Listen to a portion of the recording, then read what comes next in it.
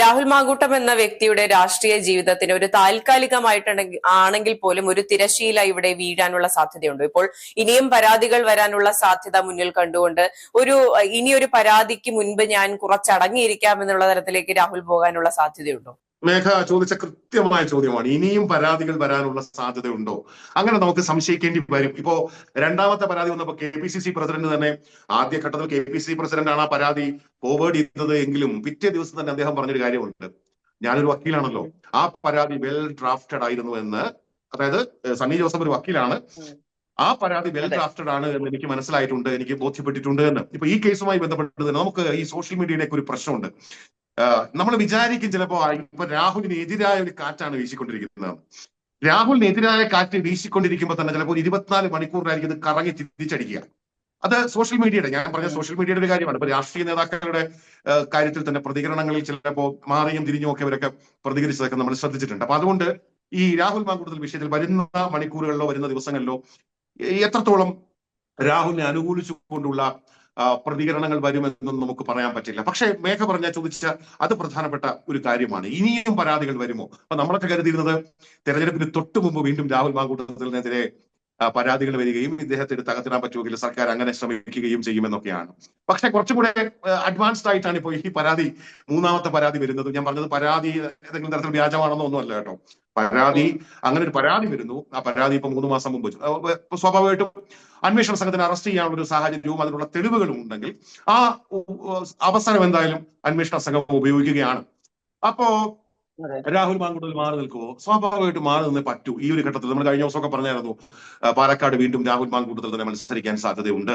പക്ഷേ ഇങ്ങനെ ഇപ്പൊ അറസ്റ്റിലായി അങ്ങനെയൊക്കെ ഉള്ളൊരു സാഹചര്യത്തിൽ കോൺഗ്രസ് പൂർണ്ണമായ പിന്തുണ നൽകിയിട്ടില്ല. അത് മാത്രമല്ല പൂർണ്ണമായിട്ടും കൈയൊഴിഞ്ഞ ഒരു അവസ്ഥയും കൂടിയാണല്ലോ. അപ്പൊ ചില നേതാക്കളൊക്കെ ഒറ്റപ്പെട്ട് ഫേസ്ബുക്കിലൂടെ പോസ്റ്റ് ഇടുന്നു അല്ലെങ്കിൽ പ്രതികരണങ്ങൾ നടത്തുന്നു എന്ന് പറയുന്നതിനപ്പുറത്ത് കോൺഗ്രസ് പ്രധാനപ്പെട്ട നേതാക്കളെല്ലാം പറയുന്നത് എന്താണ്? ഞങ്ങളുടെ ഭാഗമല്ല, കോൺഗ്രസിൽ ഇല്ലല്ലോ. കോൺഗ്രസിൽ ഇല്ലാത്ത ഒരാളിനെ കുറിച്ച് ഞങ്ങൾ എങ്ങനെയാണ് അഭിപ്രായം പറയുക? കോൺഗ്രസിൽ നിന്ന് തന്നെ പുറത്താക്കിയ ഒരാളുമായി ബന്ധപ്പെട്ട ഒരു കാര്യത്തിനും അഭിപ്രായം പറയാൻ ഞങ്ങൾക്ക് നിലവിൽ യാതൊരു ബാധ്യതയും ഇല്ല എന്നവർ പറയുമ്പോൾ ആ ഒരു സാഹചര്യമൊക്കെ മുന്നിൽ നിൽക്കുന്ന ഘട്ടത്തിൽ രാഹുൽ മാങ്കൂട്ടത്തിൽ ഒരു ഓപ്ഷനെ വെക്കാനാണ് സാധ്യത. പാലക്കാട് രാഹുൽ മാങ്കൂട്ടത്തിലും കൂടി സമ്മതനായ, ഷാഫി പറമ്പിലിനും കൂടി സമ്മതനായ, അവർക്ക് സമ്മതനായ ഒരു യുവ കോൺഗ്രസ് സ്ഥാനാർത്ഥിയെ പാലക്കാട് അവതരിപ്പിക്കുമെന്നാണ് കരുതേണ്ടി വരുന്നത്. അത് ആരാണ് മറ്റൊരു വിഷയമായി നമുക്ക് ചർച്ച ചെയ്യാവുന്നതാണ്. അപ്പൊ അതുകൊണ്ട് രാഹുൽ മാങ്കൂട്ടത്തിൽ 2026 തെരഞ്ഞെടുപ്പിൽ ഇപ്പോഴത്തെ സാഹചര്യത്തിൽ നമുക്ക് രാഹുൽ മാങ്കൂട്ടത്തിൽ 2026 തെരഞ്ഞെടുപ്പിൽ പാലക്കാട് നിന്ന് മത്സരിക്കാനുള്ള ഒരു സാധ്യതയുണ്ട് എന്ന് നമുക്ക് പറയാൻ കഴിയില്ല. രാഹുൽ മാങ്കൂട്ടത്തിൽ ഞാൻ സ്വമേധയാ മാറി നിൽക്കുന്നു എന്ന് പറഞ്ഞുകൊണ്ട് തന്നെയായിരിക്കും രാഹുൽ മാങ്കൂട്ടത്തിൽ മാറി നിൽക്കാൻ സാധ്യതയുള്ളത് എന്നാണ് കരുതുന്നത് മേഘ.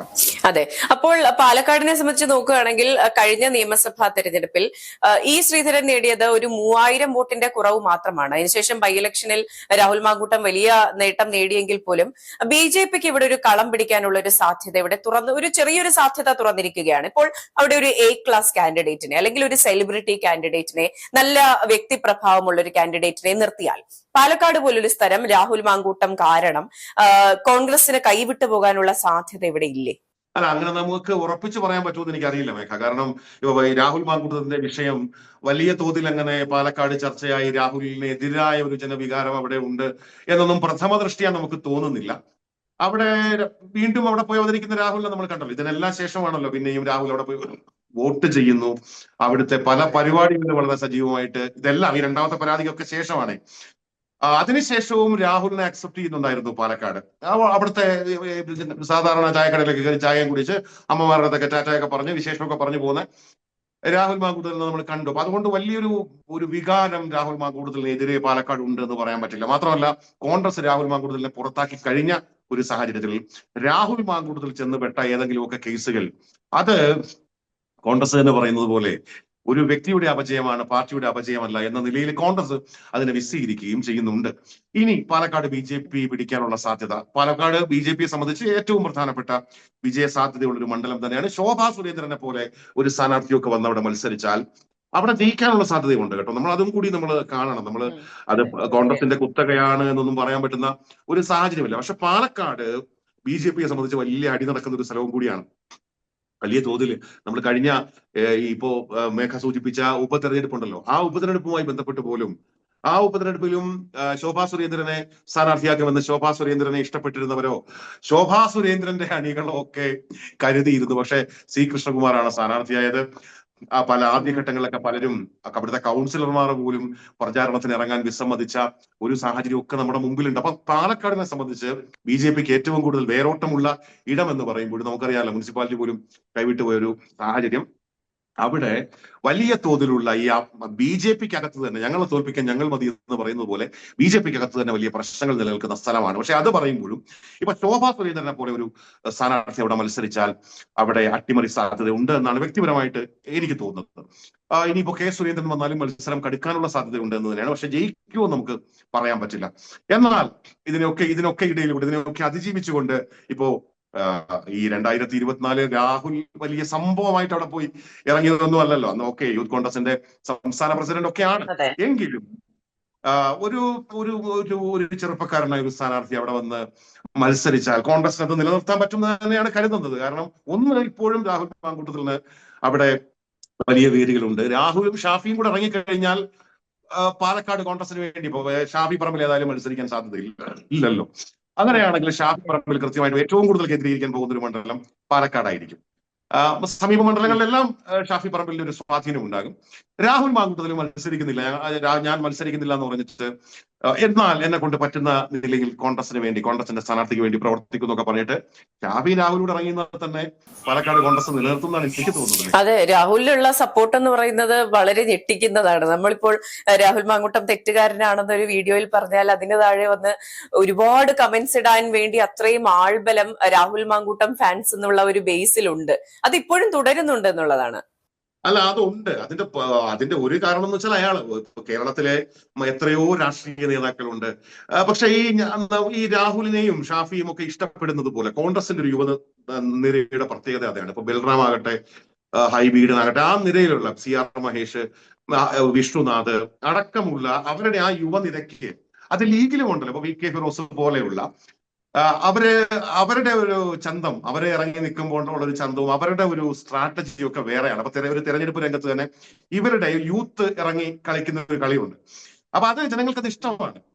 നാളത്തെ കേരളത്തിന്റെ പ്രതീക്ഷയായിട്ട് ജനങ്ങൾ ഇവരെയൊക്കെ കാണുന്നുണ്ട്. രാഹുലിനെയും ഷാഫിയും ഒക്കെ കൃത്യമായിട്ട്. ഷാഫിയെ ഏറ്റവും പ്രധാനമായി ഈ വിവാദങ്ങൾക്കൊക്കെ ഇടയിലും രാഹുൽ മാങ്കൂട്ടത്തിനെ അങ്ങനെ ഒരു വലിയ തോതിൽ രാഹുൽ മാങ്കൂട്ടത്തിനെതിരായ ഒരു വികാരം ഉണ്ടായിട്ടില്ല എന്നുള്ളത് നമ്മൾ കാണുന്നു. കോടതികൾ പോലും രാഹുൽ മാങ്കൂട്ടത്തിൽ സംശയത്തിന് ആനുകൂല്യം നൽകി നിർത്തിയിരിക്കുകയാണെന്നതുകൊണ്ട് ഇപ്പോ 2 കേസുകളിൽ മുൻകൂർ ജാമ്യം, രണ്ടാമത്തത് ഇനി അടുത്ത ദിവസം പരിഗണിക്കുമെന്നൊക്കെ പറയുന്നുണ്ട്. ഇപ്പോൾ ഒരു നോട്ട് അറസ്റ്റ് പോലെ വളരെ പ്രധാനപ്പെട്ട എല്ലാ നിലയ്ക്കും സംരക്ഷണം കിട്ടി നിൽക്കുന്ന ഒരാൾ കൂടിയാണ് രാഹുൽ മാങ്കൂട്ടത്തിൽ. അപ്പൊ ഇപ്പോഴും രാഹുൽ മാങ്കൂട്ടത്തിൽ ഇതിലെല്ലാം കൃത്യമായിട്ട് തെറ്റ് ചെയ്തു എന്നൊന്നും ജനങ്ങൾ വിശ്വസിക്കുന്നില്ല. അപ്പൊ അതുകൊണ്ടാണ് അത്രയും അധികം ഇപ്പൊ നമ്മൾ ഇതൊക്കെ പറയുമ്പോഴും, നമ്മൾ ഇതിന്റെ ധാർമ്മിക വശമൊക്കെ പറയുമ്പോഴും യഥാർത്ഥ കഥ ഇതിനകത്ത് ആർക്കാണ് അറിയാവുന്നത്? രാഹുലിനും ഓപ്പോസിറ്റ് നിന്ന പെൺകുട്ടിക്കുമായിരിക്കുമല്ലോ. അവർക്ക് രണ്ടുപേർക്കും ഓരോ കേസിലും ഓരോ സംഭവത്തിലും രാഹുലിന്റേതായ ന്യായങ്ങൾ ഉണ്ടാകും, അല്ലെങ്കിൽ പെൺകുട്ടിയുടേതായ വാദമുഖങ്ങൾ ഉണ്ടാകും. അപ്പൊ അത് തികച്ചും ഒരു പരിധിവരെ അത് വ്യക്തിപരവുമാണ്. അപ്പൊ അത്തരം കാര്യങ്ങളുമായി ബന്ധപ്പെട്ട് രാഹുൽ മാങ്കൂട്ടത്തിൽ വേട്ടയാടപ്പെടുന്നു എന്ന് വിശ്വസിക്കുന്ന വലിയ ഒരു സമൂഹമുണ്ട് എന്ന് മേഘയ്ക്ക് ബോധ്യപ്പെട്ടിട്ടുണ്ടല്ലോ കമന്റുകളിലൂടെ.